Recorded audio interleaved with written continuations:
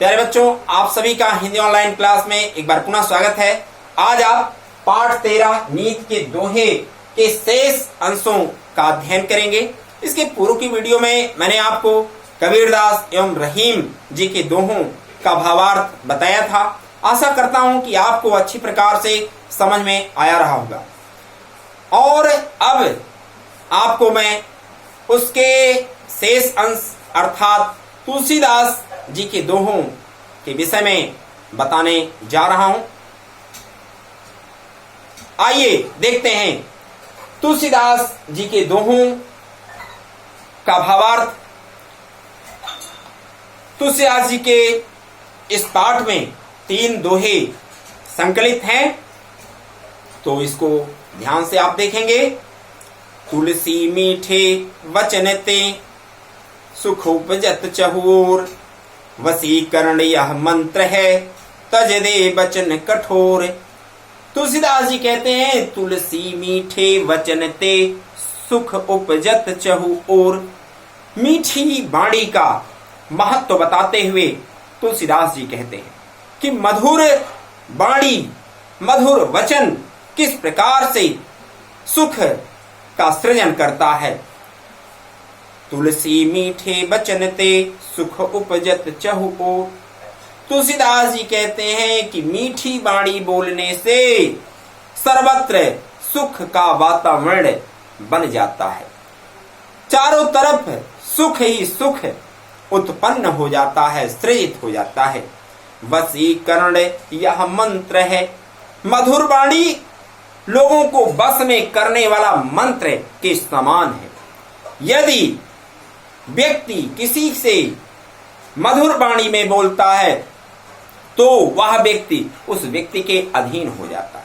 जो व्यक्ति मधुर वाणी में बोलता है उसके लोग अधीन हो जाते हैं, उसके वश में हो जाते हैं। तज दे वचन कठोर, इसलिए कठोर वाणी का परित्याग करके व्यक्ति को मधुर वचन बोलना चाहिए, मधुर वाणी में संवाद स्थापित करना चाहिए। इससे व्यक्ति क्या हो जाते हैं, मधुर वाणी बोलने वाले के बस में हो जाते हैं। व्यक्ति मधुर वाणी के प्रभाव से जो भी चाहे वह उससे कार्य सिद्ध कर सकता है, कार्य करा सकता है। इसलिए व्यक्ति को क्या करना चाहिए, मधुर वाणी में संवाद करना चाहिए।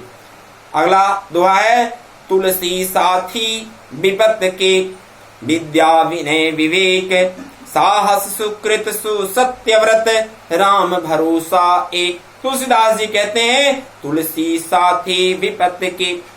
तुलसीदास जी कहते हैं कि व्यक्ति का संकट के समय, विपत्ति के समय ये कुछ चीजें हैं जो साथ देती हैं।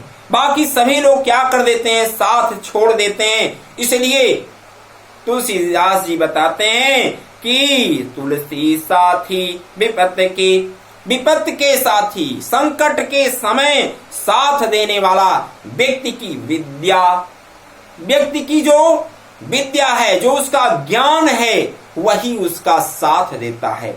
विनय और व्यक्ति की विनम्रता उसका साथ देती है। विवेक, उसकी बुद्धि उसकी साथ देती है। साहस और जो उसकी हिम्मत है वह व्यक्ति का साथ देता है। सुकृत और उसके अच्छे कर्म, व्यक्ति के अच्छे कर्म व्यक्ति का संकट के समय साथ देते हैं। सुसत्यव्रत और सुसत्यव्रत, हमेशा उसका सत्य बोलना, न्याय और सत्य के मार्ग पर चलना उसका साथ देता है।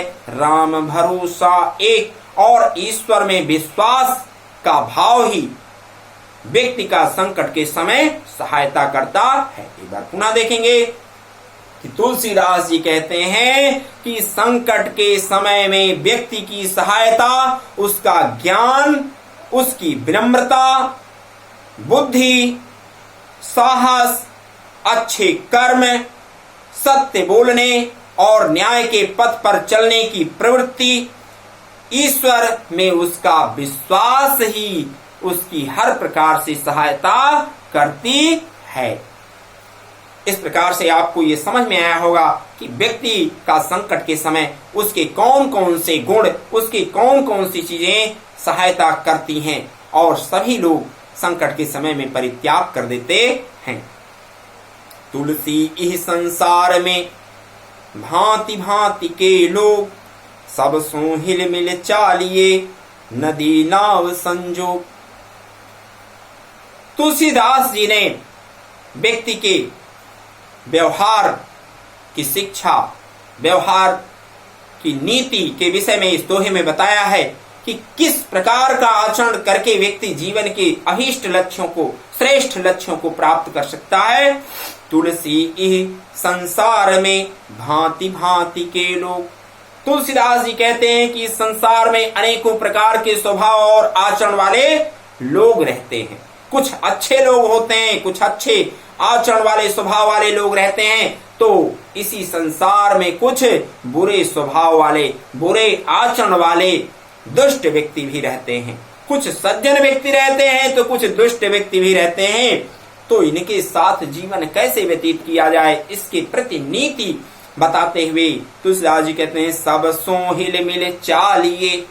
सबसे मिलजुल करके, हिल मिल मतलब मिलजुल करके जीवन व्यतीत करना चाहिए। यदि आप दुष्ट व्यक्तियों के साथ संघर्ष करेंगे तो वह आपके जीवन के मार्ग में व्यवधान उत्पन्न कर देंगे, वह आपके जीवन में समस्याएं उत्पन्न कर देंगे। इसलिए तुलसीदास जी ने नीति बताया है कि संसार के अच्छे बुरे जितने भी लोग हैं सबसे मिलजुल करके चलना चाहिए। इसके लिए दृष्टांत दिया है उन्होंने, उदाहरण देते हुए कहा है कि नदी नाव संजोग। जिस प्रकार से नाव नदी की धारा के साथ बहते हुए दूसरे छोर पर पहुंच जाती है, दूसरे किनारे पर पहुंच जाती है, उसी प्रकार से व्यक्ति को भी इस संसार के व्यक्तियों के साथ मिलजुल करके रहते हुए इस संसार रूपी सागर में अपने जीवन को व्यतीत कर लेना चाहिए। अपने जीवन के अभीष्ट लक्ष्यों को, जीवन के श्रेष्ठतम लक्ष्यों को प्राप्त कर लेना चाहिए। इस प्रकार से हमें तुलसीदास जी नदी और नाव के माध्यम से उदाहरण देकर के श्रेष्ठ जीवन, सामंजस्यपूर्ण जीवन बना करके जीने की शिक्षा देते हैं।